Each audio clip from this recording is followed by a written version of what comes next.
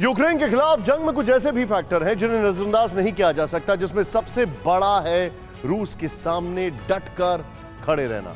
लेकिन इस वक्त रूस के लिए जिस मुल्क ने चुनौती बढ़ाई है वो स्वीडन है। रूस के मुकाबले बहुत छोटा सा देश, लेकिन स्वीडन प्रेसिडेंट पुतिन की आंखों की खिरकिरी बना हुआ है। ऐसा क्यों? क्या है स्वीडन का सस्पेंस? इस रिपोर्ट में देखें। रूस की इस तैयारी का सबब क्या है?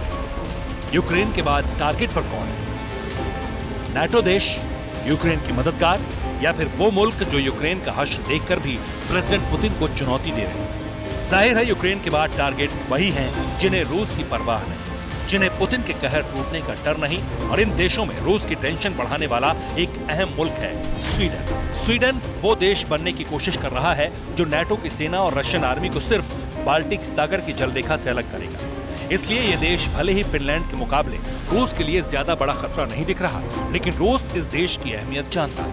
यही वजह भी है कि प्रेसिडेंट पुतिन की आंखों में स्वीडन अब खटकने लगा है।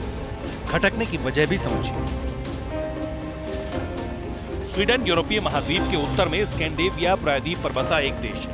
इसके पूर्व में फिनलैंड और पश्चिम में नॉर्वे, लेकिन पूर्वी सीमा से लगे बाल्टिक सागर के दूसरी तरफ रूस भी है।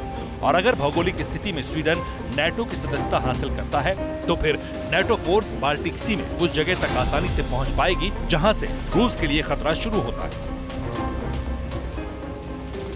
लेकिन परेशानी यह है कि जंग छेड़ना भी पड़े तो यूक्रेन की तरह रूस इस देश पर सीधी कार्रवाई नहीं कर सकता।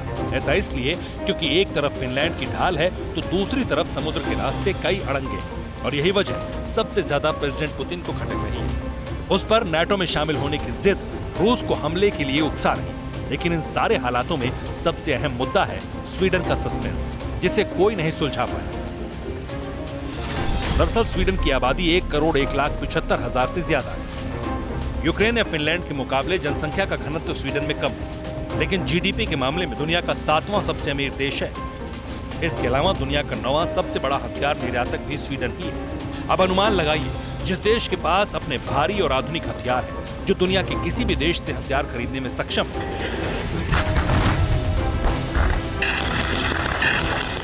जिसे घनत्व के आधार पर किसी भी तरह के हमले का बहुत ज्यादा डर नहीं, जो यूक्रेन के मुकाबले सक्षम भी ज्यादा है, वो रूस के लिए चुनौती बनेगा। तो चिंता किसकी बढ़ेगी? जाहिर है रूस की। इसलिए स्वीडन के नाटो की सदस्यता हासिल करने की हसरत के बावजूद रूस कोई बड़ा एक्शन नहीं ले पा रहा है। Bureau report, TV9 Bharatvarsh. अड़ी सोमवार से शुक्रवार शाम 6 बजे सिर्फ TV9 भारतवर्ष पर।